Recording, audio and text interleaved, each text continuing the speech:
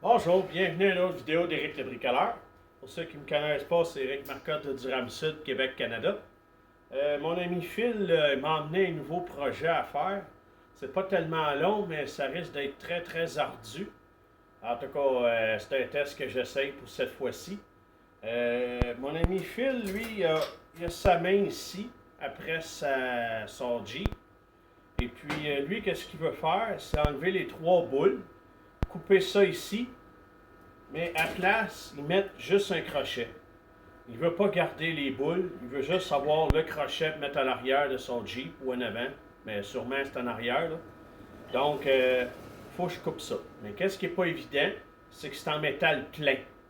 Donc, je vais essayer de couper ça au buffer, puis avec ma scie à métaux de 14 pouces. Ça risque de vraiment pas être évident à essayer de couper ça, là. Je vous le dis, là, ce sera vraiment pas évident, mais en tout cas, on essaye ça, on va voir ce que la Providence va nous amener.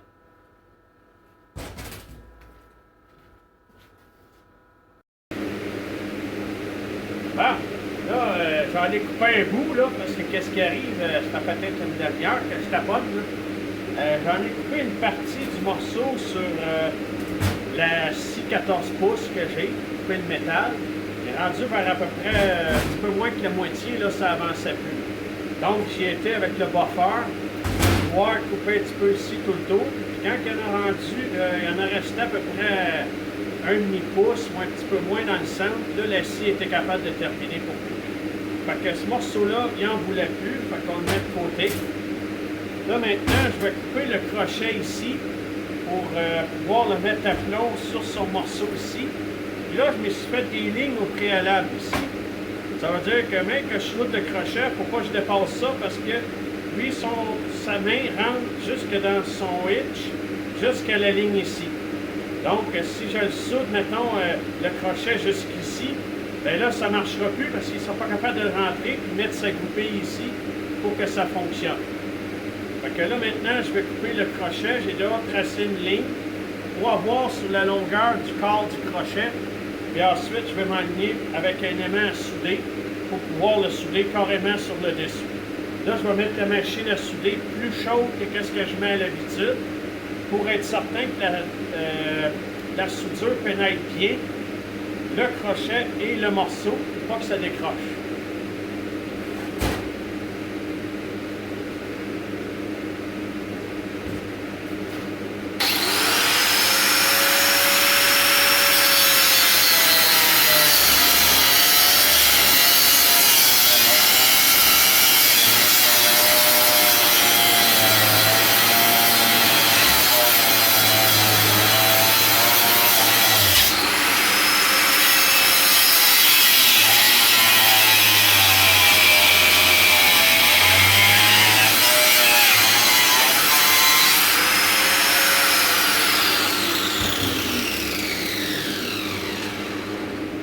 Alors, vous voyez, je me retrouve à avoir coupé le crochet, comme je disais, pour l'avoir vraiment du sens du corps du crochet.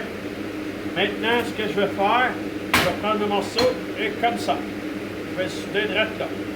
Je vais laisser un petit peu au bord de l'espace pour pouvoir mettre ma soudure au bord. Là. Je vais me trouver à mettre la soudure tout autour de ça. Et ça devrait être amplement solide.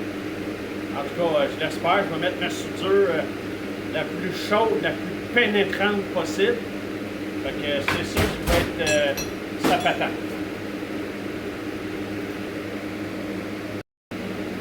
Là, comme vous pouvez voir, j'ai mis mon crochet sur le morceau ici.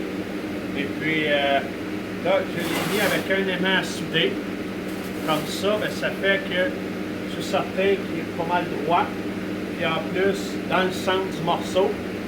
Et comme je disais, il ne faut pas que je dépasse la ligne ici. Parce que sinon, lui, il ne peut plus piner sa main dans son hitch. Puis le mettre la goupille ici pour barrer. Fait que faut vraiment pas que je dépasse. Là, je peux faire une soudure dans le bout, là, mais ce ne sera pas le plus important. Fait que là, je vais commencer par taquer 3 points différents. Leur virer de bord, faire la même chose. Si je vois qu'il est vraiment bien placé, bien là, on s'enligne pour faire les soudures finales.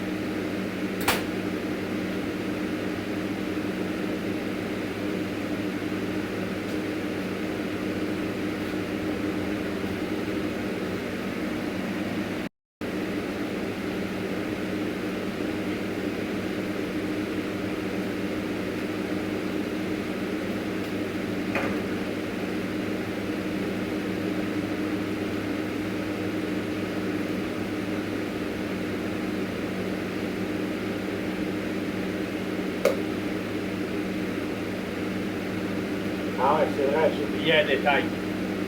Là, mon morceau, il est peinturé. Quand il y a de la peinture, ces deux morceaux de métal, ça ne gronde pas. T'sais, on ne peut pas avoir de contact avec l'électricité. Donc, il faut être obligé de boffer un petit peu avant de commencer à souder.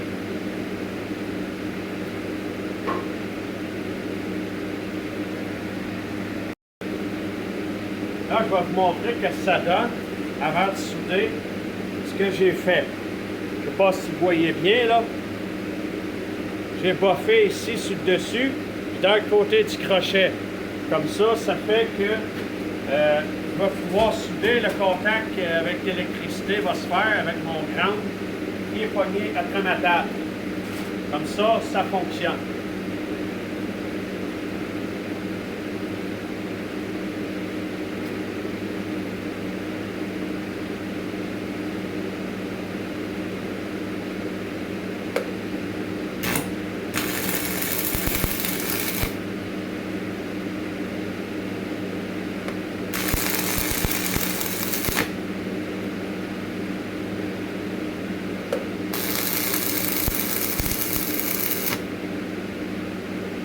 Fait que là, je vais faire pareil de l'autre côté. Et ensuite, il faut m'aligner sur les soudures finales. Ça peut arriver que, pour être certain que ça soit solide, une passe de soudure ne suffira peut-être pas. Je vais devoir croiser mes passes de soudure. Donc, on en fait une dans le centre, une à gauche, une à droite. Et, on croise ainsi de suite tant qu'on n'a pas exactement ce qu'on veut.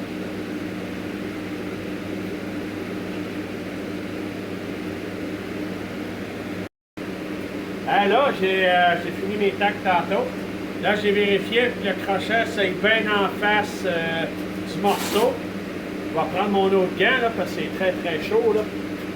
Le manipuler à une main, là, c'est vraiment pas évident. Comme vous pouvez voir, là, il est vraiment en plein centre. Il est assez droit pour de ça. Puis, comme vous pouvez voir, là, je vais vous le montrer de très proche. Je vais aller moins le visage. Mais par contre, vous allez voir mes passes de soudure. Là, je fais ça vite parce que le morceau est très, très chaud. Fait que ça, avec une soudure de même, là, ça m'énerve même pas. S'il reste prêt avec son Jeep, il va pouvoir s'étirer s'il y a un winch électrique ou manuel. Mais d'habitude, ils mettent électrique, là, parce que manuel, tu finiras pas. Fait que mancher comme ça, là, d'après moi, il va beaucoup aimer. Là, ce que je vais faire, je vais le peinturer. Puis je vais vous montrer après ça le résultat final. J'étais assez fier de mes soudures. J'en fais des belles, des fois un petit peu moins poétiques. J'ai décidé de vous les remontrer parce que je trouve que ça vaut vraiment la peine. Comme vous pouvez voir, là. J'ai des très belles soudures. J'ai vraiment pas peur que ça lâche.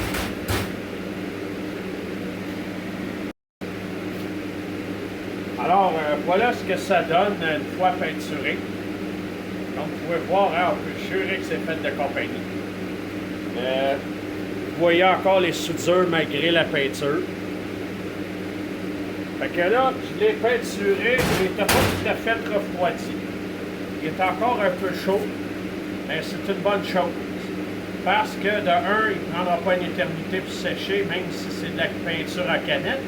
Mais l'autre avantage, c'est qu'en chauffant un petit peu dessus, qu'est-ce que ça va faire? C'est que ça va faire une peinture cuite.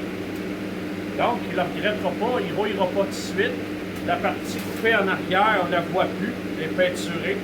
Comme vous pouvez voir, c'est assez droit. Hein?